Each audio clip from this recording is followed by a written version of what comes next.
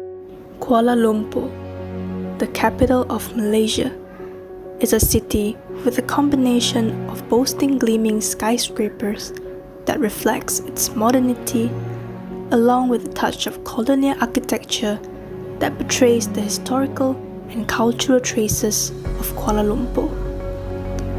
As the name suggests, Kuala Lumpur, which means Muddy River Junction, used to house settlements of traders and miners from Sumatra in a very early period. But what and where exactly is the river junction? And why is it so important that it became a name for the city? With that, let's take a look at this historical river junction. The junction is formed with two rivers intersecting together, namely the Klang River and the Gombak River. These two rivers meet together to form a larger river, which eventually flows into the Straits of Malacca. The combination of the two rivers was named the Klang River, but that was before the river project.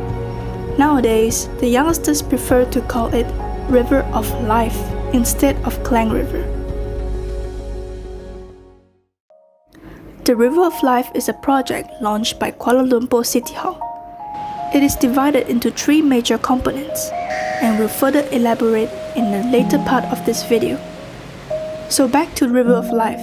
So in a day, it is the best spot for families and friends to hang out, cycle or jogging along the river. While at night, the River of Life turns into a cool and relaxing hangout spot with mostly young couples and families strolling along the river intersection.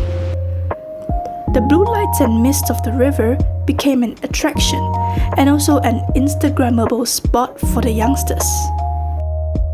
While aside from the laughter and joy, the river has rich heritage values, but they are normally unheard of.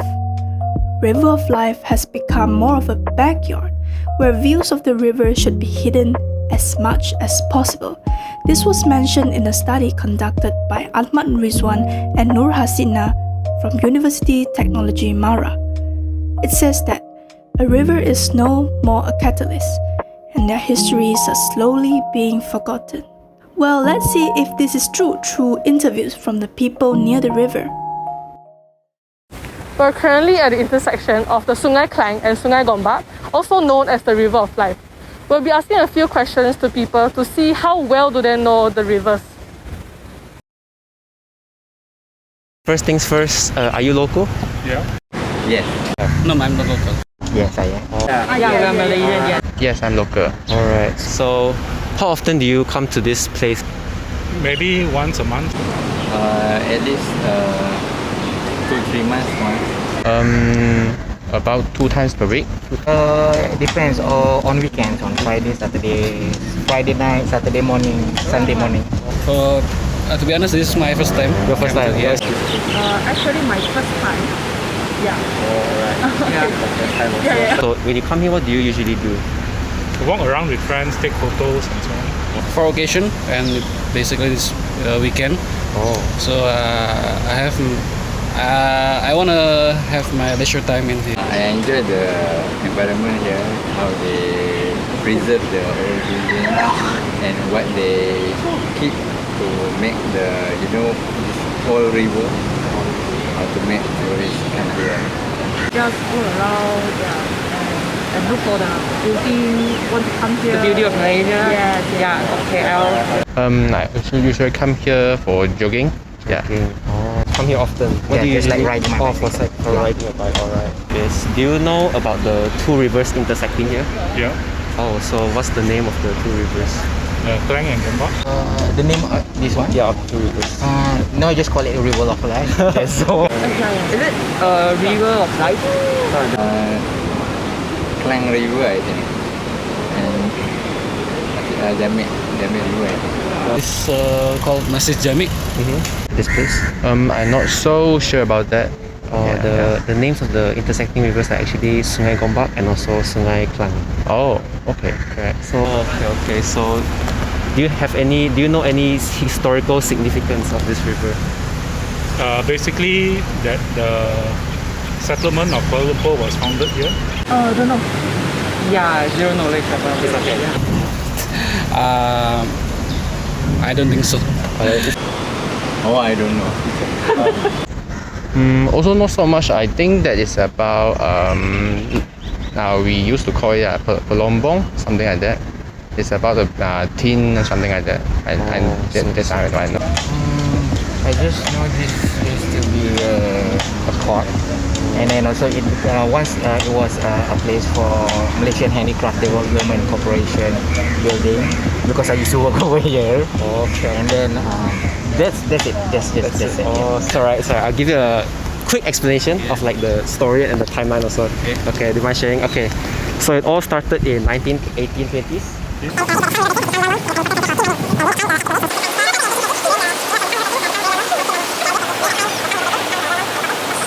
So that's basically the story of the Klang River. So after hearing this short story, what do you think about the river now? I think this is the first, in daily life we need to mobilize, and we need a way of road. So this, I think, this is in history, this is the main way to mobilize people within the jungle. Okay. We got a lot of river, but we don't take much preservative and take care of the river. It's so dirty now. Yeah. Question. So in your personal opinion, do you think that this River of Life project has successfully publicized its historical significance to the public? I'm not sure because, for me, because I already know the history, but if someone who is new to KL, I don't know if they really understand the history. Yeah. Okay. For my side lah. Oh, really? Okay. I think so. I don't think that successful because as I said just now, I also not sure what happened to this river before. Yeah. I think in terms of historical, no, because we don't have any information except for this one and this one. In terms of beautification, yes. It's great for people to come here as a city, but not like really like. No, everybody now like don't even know how long is this building is. What is the Bangkok Bank building over here is like quite long. The Lebo Pasar, you only have to Google about it, but it's only on the beautification, but not in terms of really understand the history behind the heritage of Kuala Lumpur. That's how I feel. Alright. Thank you for your answers and also Thank you. Yeah, thank you very much. thank you for your answers actually. Thank you for your sharing and also participating in this interview today. Yeah, thank you. Alright, thank you so much for your answer. After a few interviews, our team walked around the River of Life taking pictures of the project. Now let's see what they're going to say about this visit. So we are here on the weekend. It's on a Saturday, and in the morning there are a lot of people here. There are a lot of activities going around. We have seen like cyclists, photographers, tourists, or even just Malaysians or like people walking around having a stroll along the River of Life. As it gets hotter, people start to leave around 10:30, and at the moment it's 11:25, and you can see that there's not many people left along the River of Life. Well, it sounds like the team had a good visit along the River of Life. I believe the team truly spent their day walking along the river and visiting the heritage buildings nearby. Now back to the problem statement mentioned earlier. It says that the river is no more a catalyst and that histories are slowly being forgotten. So with that, our team has collected some data from the interviews along with a simple online survey. Now let's see what they're about. So there are about 30 respondents for the online survey and 6 interviewees, which makes up a total of 36 people. Among the 30 respondents, there are 14 people in the age group of 21 to 25, and most of them are students. Within the 30 respondents, there are 26 people that are currently in Klang Valley, and 22 of them knows about the River of Life project. Now off to the questions about the river. Half of the respondents have went to the river at least once, and only 9 out of 36 people knows the name of the 2 rivers, while only 4 of them knows at least one of the river's name. Following up with that, only 8 people knows about the histories of the river, and those people are mostly from the age group of 41 and above. This shows that the younger generation has zero knowledge about the histories of the river, which might be the major cause of why the rivers are no longer significant to the public. Of course, there are also some efforts done by the River of Life project. During the visit, our team noticed several historical signage about the river and also the historical buildings nearby. Let's see if the public noticed them. So based on the survey, 10 out of 30 of them did not notice the historical signage along the river. Well, luckily, there are still 8 people that are observant about the signage. So why are the signage neglected by the public? Based on the site visit, our team noticed that the signage are being placed at the railings of the river, which leads to a koi pond below. So for those that are interested in the information, they have to be extra careful not to fall into the koi pond while reading. Well, despite these minor elements, the project did successfully bring the people back to the river, which was one of their goals. The major driving factor would be the success of beautifying the river with bike paths, seating areas, misty blue lights, and also shops. According to the project, the River of Life is divided into 3 major components, which are the river cleaning, river master planning, and beautification, which the project truly achieved what they have promised.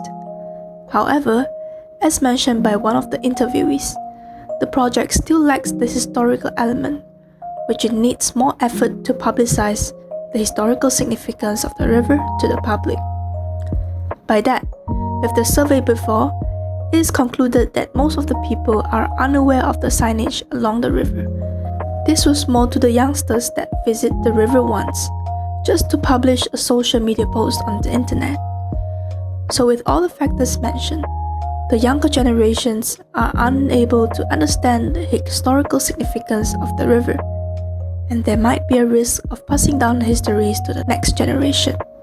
With that, our team has researched on books and net about the histories of the River Klang and River Gombak, with reference from the book titled The Story of Kuala Lumpur by J.M. Galik and an article by Emily Ding from New Straits Times Malaysia titled Rich Waters.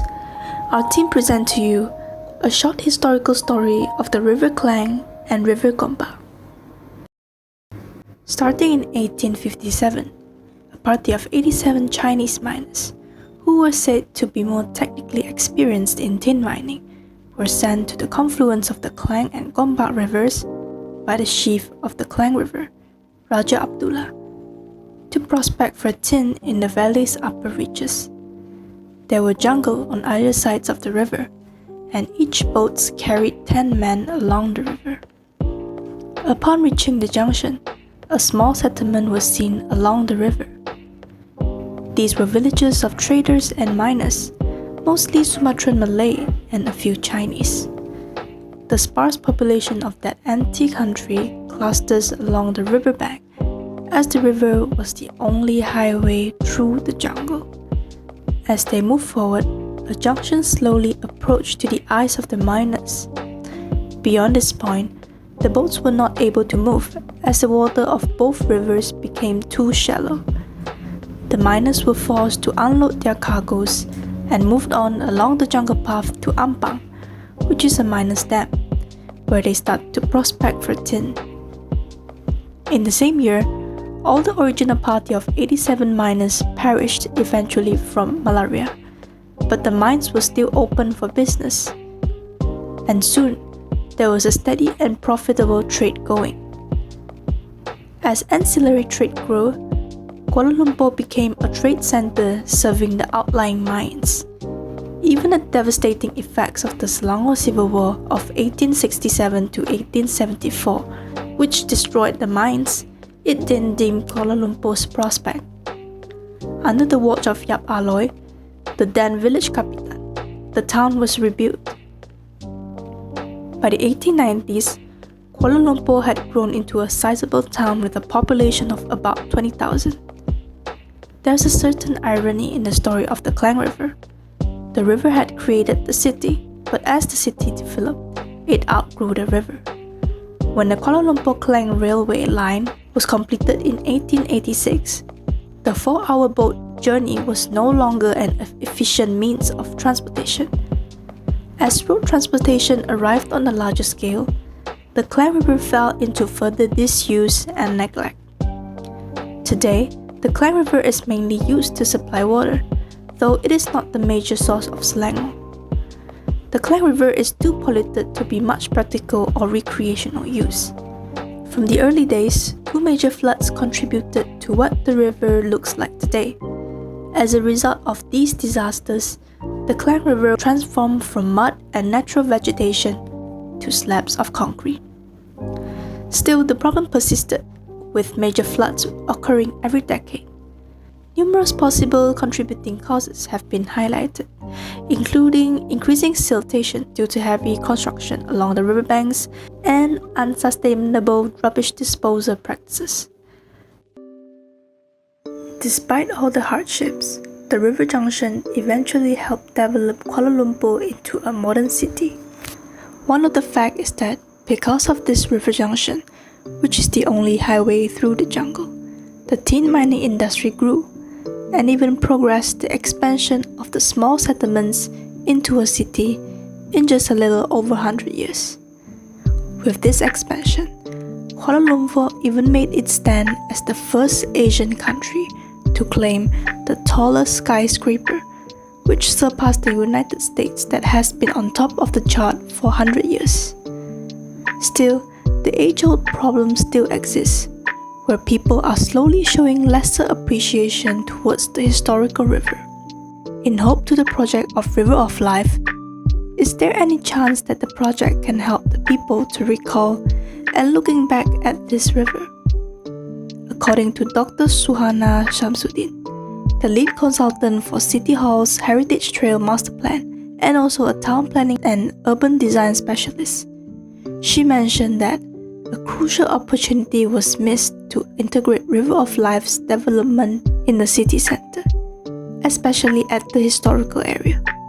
Besides, Dr. Rohaya, a heritage urban landscape specialist, also added that the project has failed as the ambience and the historical settings have been altered with new features and structures. She said that River of Life should have just stuck to cleaning the river. With the money of 4.4 billion, the River of Life project has only achieved the minimal requirements from the City Hall, which is focusing more on the beautification for commercial purposes. Would it be much better if some of the money were used to enhance on the historical part?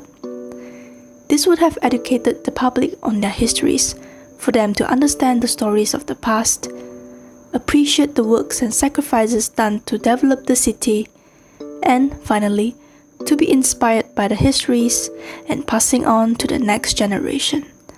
With that, the people will eventually take care of the historical site by disposing their waste properly and not to pollute the river. Would it be a better choice if the River of Life project had reviewed more on the historical part?